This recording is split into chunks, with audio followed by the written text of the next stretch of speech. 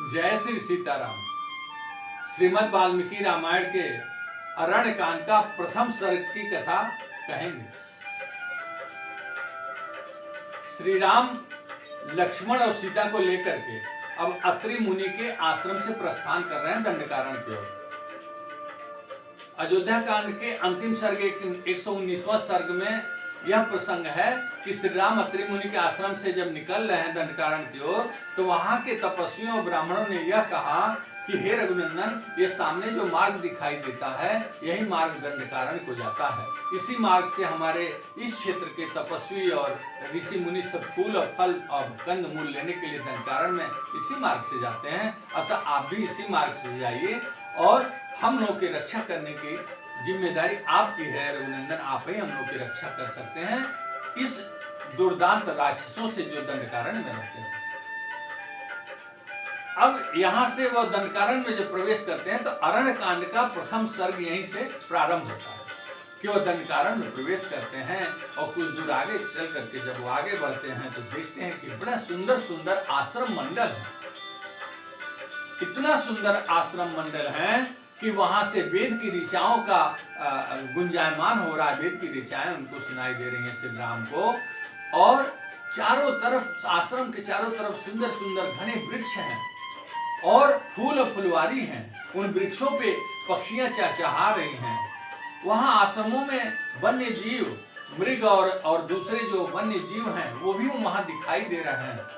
और अन्य दंडकारण्य के जो नर नारी हैं, मनुष्य हैं, वह वहां आश्रम के आसपास दिखाई दे रहे हैं। ऐसा प्रतीत होता है कि यह आश्रम अन्य मनुष्यों को और जो जीव जंतु हैं उनको आश्रय दे रखे हैं। श्री राम लक्ष्मण और सीता जब और आगे बढ़ते हैं तो देखते हैं कि जगह जगह यज्ञशाला वेदी दिखाई देती है। यज्ञ में प्रयुक्त होने वाले तमाम पात्र दिखाई देते हैं, शुआ दिखाई देता है, समिधा दिखाई देता है, लकड़ी दिखाई दे रही है जो यज्ञ में प्रयुक्त होते हैं। उसके साथ साथ जलपात्र, कलश में जल भर करके जगह जगह कलश रखा हुआ दिखाई दे रहा है। बड़ा सुंदर आश्रम का वहाँ जो वातावरण है बहुत ही सुंदर है। श्री राम को ऐसा प्रतीत होता है कि यह सचमुच साक्षात ब्रह्मा का धाम हो और वेद मंत्र सुनाई दे, गुंजायमान हो रहा है, वेद मंत्र उनको सुनाई दे रहा है। श्री राम लक्ष्मण सीता तीनों प्रसन्न हो जाते हैं और श्री राम इतना प्रसन्न होते हैं उस आश्रम मंडल को देख करके कि वह एक आश्रम के ठीक सामने जा करके और अपने धनुष को उतार करके उसका प्रत्यंचा भी खोल देते हैं और प्रत्यंचा खोल करके धनुष को वहीं आश्रम के पास किनारे रख करके वह एक आश्रम में सीता और लक्ष्मण को लेकर के प्रवेश करते हैं। जब वो आश्रम में प्रवेश करते हैं तो वहां के जो महाभाग महर्षि लोग हैं, अन्य ऋषि मुनि तो उनका स्वागत करते ही करते हैं। जो महाभाग महर्षि, जो पुरातन महर्षि हैं, जो पुराण महर्षि हैं, वो लोग आगे बढ़ करके और श्री राम का स्वागत करते हैं। श्री राम के सुंदर बदन को, श्री राम का जो सुंदर शरीर सौष्ठव है उसको देख करके सब लोग मोहित हो रहे हैं। उनका वेशभूषा, उनकी तेज और उनकी कांति और उनका शरीर का जो सौष्ठव है उसको देख देख करके वहां के जितने तपस्वी हैं, ऋषि हैं, मुनि हैं, सब मोहित हो रहे हैं। और फिर महाभाग महर्षि, जो वरिष्ठ महर्षि हैं, जो बुजुर्ग महर्षि हैं, जो महाभाग हैं, जो उनके अत्यंत बुजुर्ग हैं, वो ऐसे जो वेदों के ज्ञाता हैं, वो लोग आगे आकर के महाभाग महर्षि लोग श्री राम का स्वागत करते हैं और अपने पर्णशाला में ले जाकर के उनका आदर सत्कार करते हैं। वाल्मीकि जी लिखते हैं कि अत्रैनम ही महाभागा सर्वभूत हिते रता अतिथिम पर्णशालायां राघवं सन्निवेशयन्।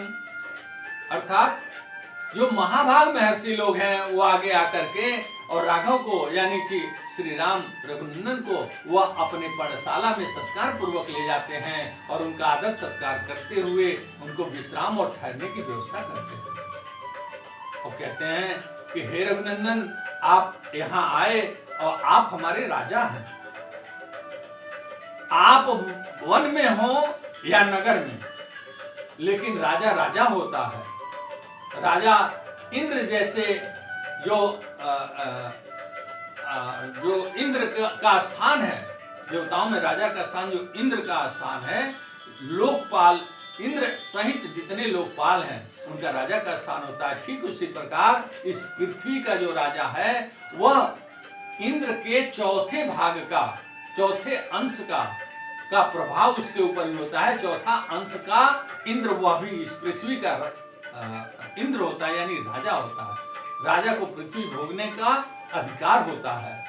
तो आप वन में रहें या नगर में, अर्थात आप अयोध्या में रहें या इस दंडकारण्य वन में रहें, आप ही हम लोग के राजा हैं। और आपका यह कर्तव्य है कि आप हम सबकी रक्षा करें। हमारा रक्षा करना, हम जो ऋषि मुनि हैं, हमने तो काम क्रोध लोभ सब त्याग करके हम किसी पर अब किसी को दंड भी नहीं देते हैं, हम श्राप भी नहीं देते, हम दंड भी नहीं देते। हमने दंड न देने का संकल्प ले लिया है, अतः हम तो किसी को दंड नहीं देंगे। अरे राजा को अधिकार होता है दंड देने का। श्री राम आप ही हमारे राजा हैं और आपको यह अधिकार है कि आप हमारी रक्षा करें। इस प्रकार के वचनों को कह करके और ऋषि मुनि सब लोग उनके कांति तेजमय कांति जैसा मुख देख करके, कांति में मुख देख करके श्री राम का सब लोग मोहित हो रहे हैं और अपने आश्रम में वो इनका आदर सत्कार करके ठहराने की व्यवस्था करके बड़े ही प्रसन्न और आनंदित होते हैं। अरण्यकांड का प्रथम सर्ग यहीं समाप्त होता है। द्वितीय सर्ग को हम अगली कथा में करेंगे।